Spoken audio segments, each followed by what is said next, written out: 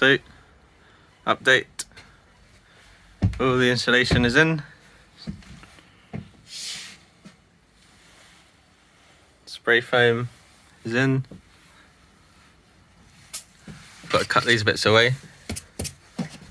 And then we can start finally battening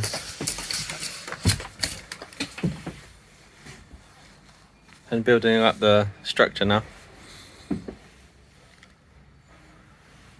Also, yeah, I'll put in a vapor barrier, but I'll do that after the battens. There are some controversial views about vapor barriers. Some people say you need them, some people say you don't. In this one I'll put one. Maybe in the next one I won't use one. Because it does make a lot of sense what people say about not needing them. So yeah, I'll experiment a bit.